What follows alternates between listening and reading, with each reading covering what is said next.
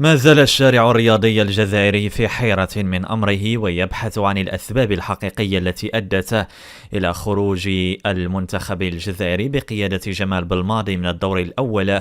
لنهائيات كأس إفريقيا 2024 بكوت ديفوار، والتي كانت واحدة من أسوأ المشاركات في تاريخ الجزائر.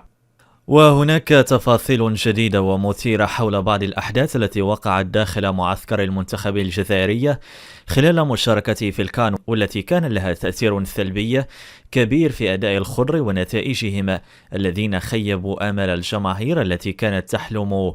بتتويج قاري جديد.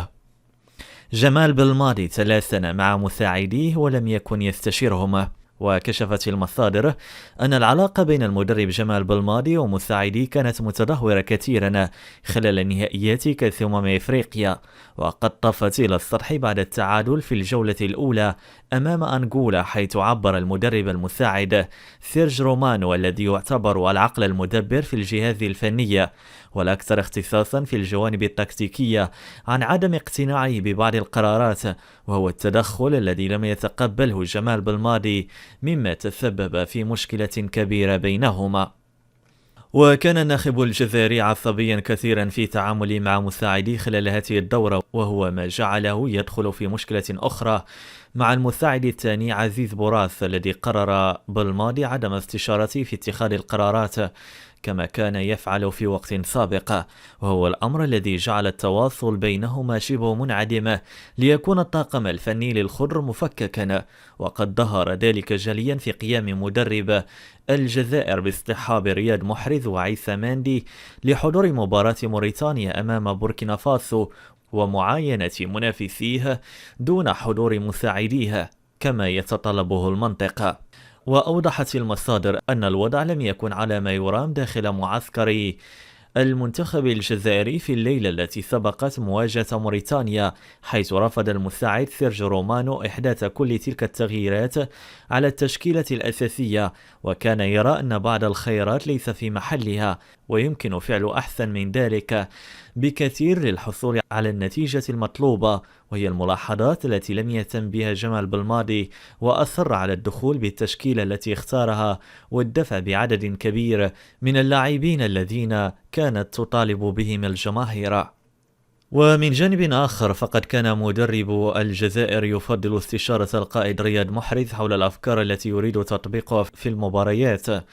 ولا يفعل ذلك مع مساعديه الذين كان غاضبا منهم، وهو الأمر الذي جعل نجم الأهلي السعودي يشعر بالضغط الكبير الذي يعاني منه جمال بلماضي، وقرر بنفسه المبادرة في إخباره بأنه يتقبل عدم إشراكه أساسيا في مواجهة موريتانيا والجلوس في كرسي الاحتياط، إذ كان ذلك في مصلحة المجموعة، وهو خيار كان يفكر فيه المدرب ولكنه تردد في اتخاذه في البداية. وتضيف المصادر بأن غضب جمال بلماضي تضاعف بعد العودة إلى الجزائر، وتوجه جميع أعضاء الجهاز الفني للقاء وليد صادي رئيس الاتحاد الجزائري لكرة القدم يوم الخميس الماضي، وقيامهم بفسخ عقودهم مقابل حصولهم على تعويض لشهرين، وهو ما رآه المدرب بأنه طعن في الظهر وعدم احترام لشخصه. وأخبر بلماضي مقربيه بأن جميع أعضاء الجهاز الفني لم يقدروا العمل الكبير الذي فعله من أجلهم طوال السنوات السابقة، وضحوا به في أول منعرج، بينما كان عليهم التريث لمعرفة مصيره وتأكد رحيله من المنتخب الجزائري، ثم يقوم هم بالسير على نفس الطريق كما يحدث في كل مكان. وعلاقة برئيس الاتحاد الجزائري، اعتبر المدرب أن إعلان صادي عن نهاية قصة بلماضي مع المنتخب الجزائري في منشور على أحد منصات التواصل الاجتماعي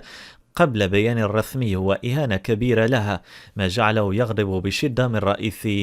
الفاف. ورأى صاحب 48 عاما أن الأمر الثالث ذكره هو تقليل كبير من قيمته رغم كل السنوات